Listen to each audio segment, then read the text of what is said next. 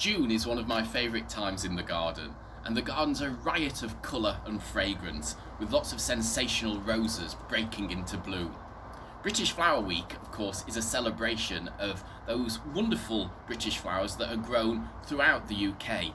And this week is not only about buying flowers during this week, it's about celebrating them throughout the 12 months of the year, because there's always something beautiful and British to buy to adorn your own homes.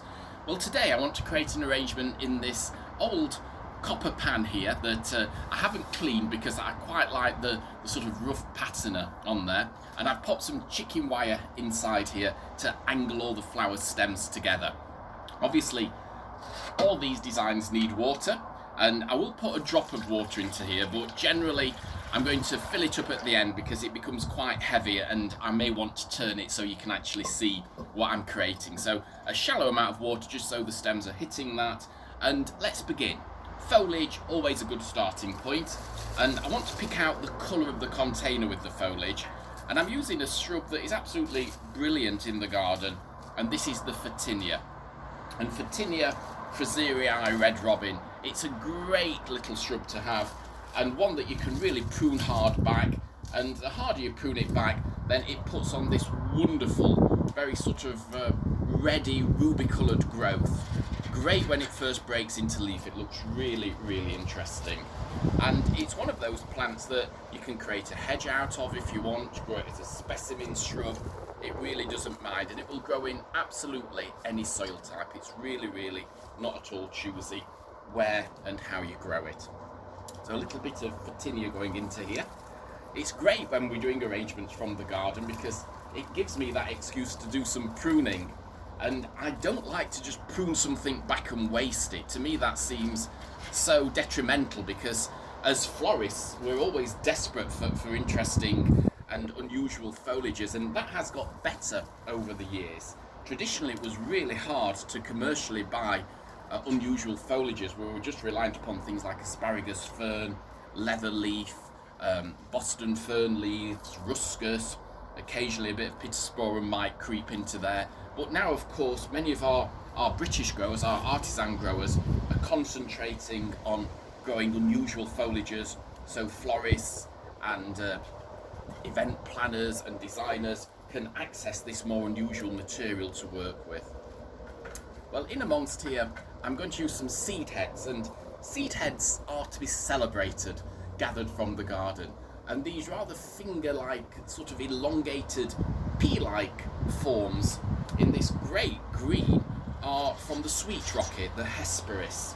And I do tend to pick this because if you leave it, it will seed around the garden, and that does then mean that I'm pulling Hesperis up a little bit like a weed throughout the following season. So chopping it back controls it, and we do need to do that with many of the seed heads because they do tend to overwhelm and dominate, particularly things like Aquilegia, which are gorgeous flowers, beautiful herbaceous, old cottage garden style flowers to enjoy in the garden. But those seed heads will all blow those seeds around the garden, they'll just burst freely, and you'll have a cloud of little jet black seeds that float around. They will root in any nook or cranny. And one thing that I find a little bit pesky about Aquilegia is they will seed in the middle of other plants. So if you've got a special plant that you're celebrating and you're enjoying, particularly if it's a mound forming, clump forming plant, then the Aquilegia seed will germinate into the centre of there. And then of course they do overwhelm it, they do dominate it, and you're then trying to remove it and get rid of it, which is not easy. So try and chop them back, keep on top of them. But rather nice though. I like the seed head form. They're quite an interesting shape with those little pointed, almost needle-like tips to them. They give a different contrasting texture to an arrangement. Well, many people, when you're doing a flower arrangement, you've got a rough idea possibly in your head on how you want it to look, or you might be quite spontaneous and just let it develop and let it grow in an organic form as you're working on it. But for me, when I'm picking things, I'm sort of thinking what I'm going to do with it, because I don't want to just pick for the sake and waste those flowers. I obviously want my gardens to look colourful and interesting. So just picking the pieces that you need to start to create an outline here, and to get a shape established. The foliage in a design like this really is multifunctional because it's doing a couple of jobs for me. It's going to lock the stems into position, and it's also, of course, adding a lower canopy of interest.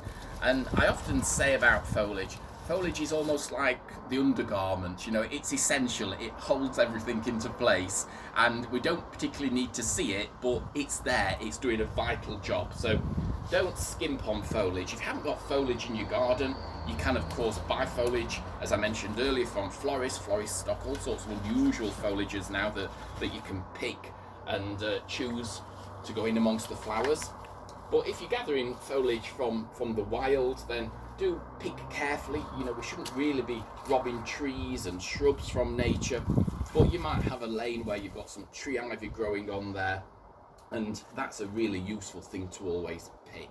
But what I've got in here is one of my favourite things. This is the purple twisted hazel, Corylus avellana contorta purpurea. They're wonderful twisted hazel, which is so beautiful that the colour on that foliage, absolutely divine.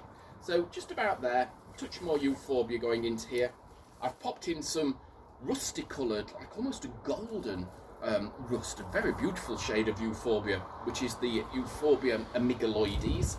And then I'm going to go for this flat green one, which when it first came out was a vivacious lime green, but it's matured, it's aged down now to this flatter green, and it's a great plant euphorbia. This is Euphorbia robbii, which I know some people think a bit of a pest. It tends to run and romp all over the garden, but actually there's a place for it, and that place for it is possibly under trees or shrubs or in a really barren, poor quality soil area of your garden, and it will form a mat, it will form a cover. It has green rosette leaves. Obviously the green flowers that come out early springtime mature through the summer months. Then once they start to brown off, chop those flowers back, and you'll notice there's loads of fresh new rosettes of green forming. So it is a very valuable plant, particularly for a flower arranger.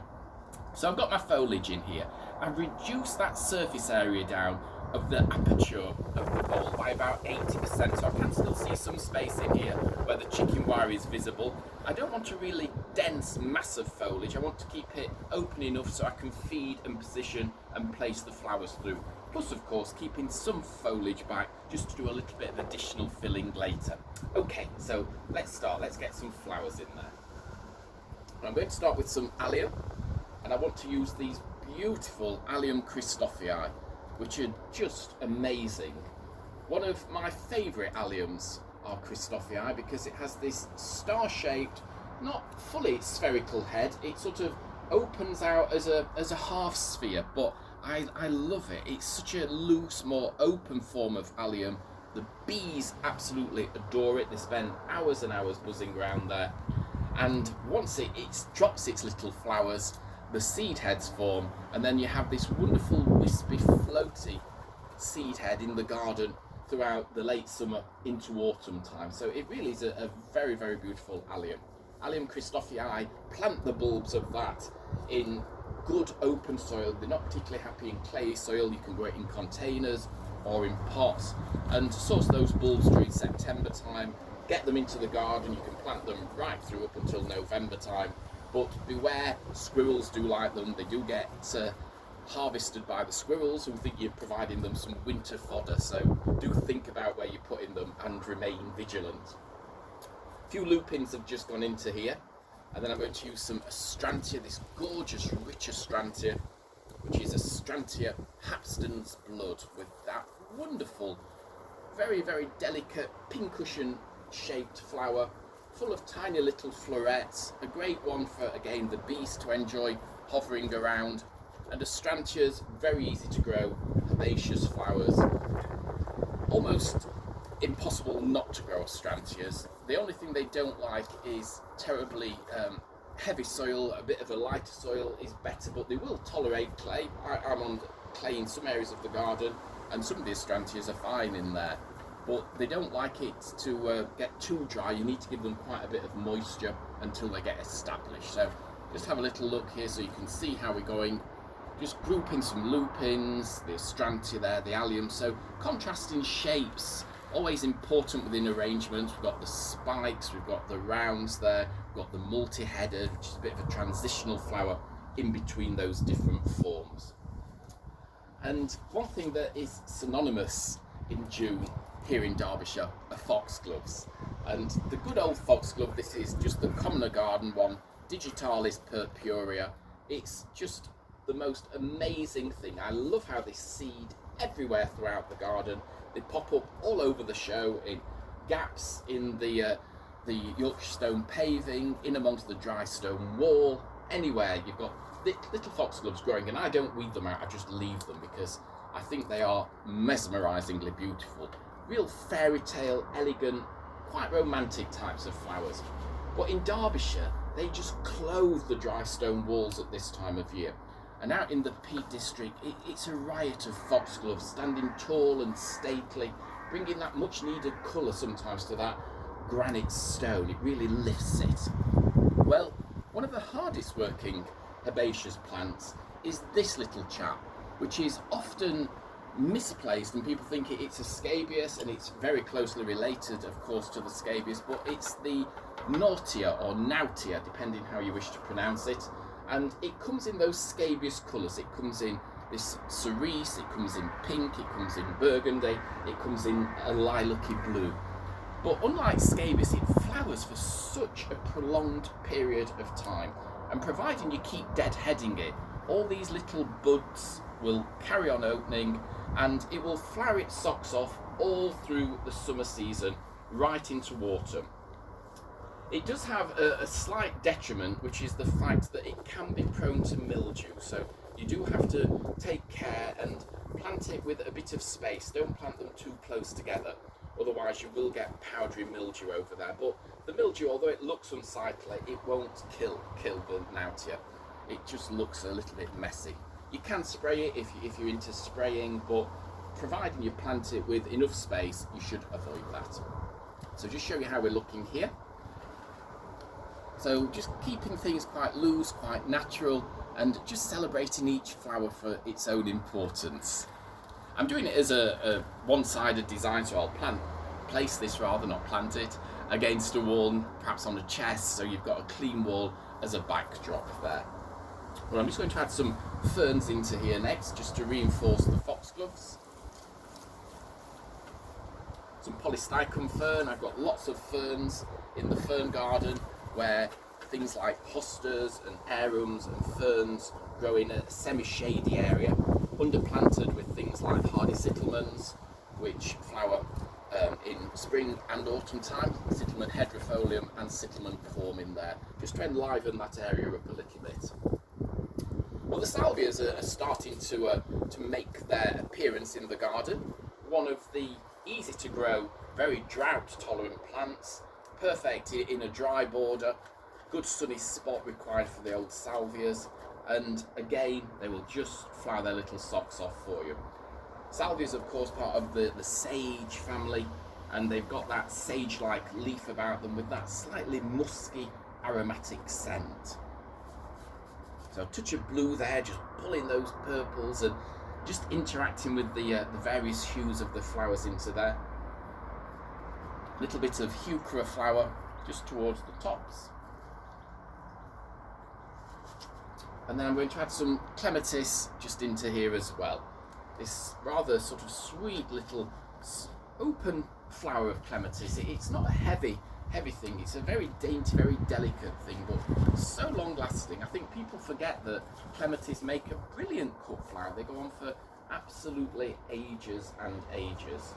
And I've had some cut clematis just in a little bud vase, and they're over 2 weeks old now and still flowering their socks off. A nice thing actually to float in a bowl if you want to do a floating flower arrangement.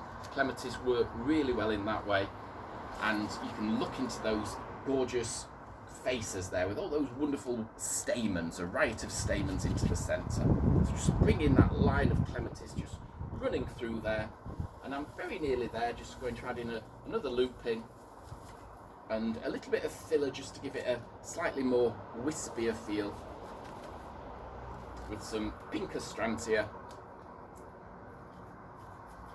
So this to me is like bringing the garden indoors. It's cutting and it's bringing a border into the sitting room or into the dining room to enjoy during an evening when you're sat down relaxing, if we ever do sit down and relax, and just taking that outside in.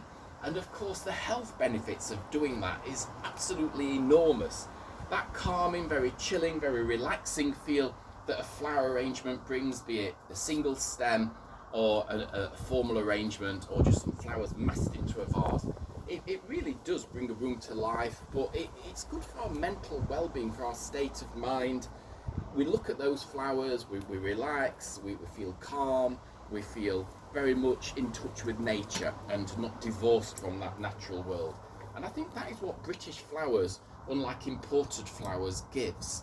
And I know many of my colleagues who are fantastic growers of flowers on either a commercial or an artisan scale. They have the most wonderful, most rewarding job, perhaps not the highest paying job, a job that is sort of challenging them on many levels by the growing conditions, by the seasons, by the unknown elements like the pests and diseases and the weather that can affect all that exciting growth pattern, and we can't control that in any shape or form. But these people have this wonderful life where they're surrounded by beautiful flowers, and I would urge everybody to go out and support these growers. Look at the website Flowers from the Farm and find out where your local British flower grower is. I certainly know where mine is here in Derbyshire. But also, have a look at florists and support our florists, which are now open again and they're trading, and they definitely need footfall coming in through those doors, although of course restricted numbers allowed into shops. But please go into there and ask them what British flowers they've got available. Certainly during this week, which is British Flower Week, there'll be oodles of flowers within those shops that you can access quite easily. But of course, you as a consumer can drive that demand by keep asking for British flowers. Supermarkets stock many, many British flowers, and they're the more traditional types of flowers that are grown on mass scale, so things like lilies, alstroemeria, stocks, peonies. They're sort of the summer flowers that are out there. Sunflowers just starting to creep through as well. So do support our British growers and do grow flowers in your own garden so you can pick, you can celebrate them, you can bring them indoors and create an arrangement such as this. So this is my celebration of British Flower Week that's drawing to a close now with a garden gathered arrangement, just repeating one of the herbaceous borders and bringing that border to life as a celebration of June flowers. So enjoy this arrangement.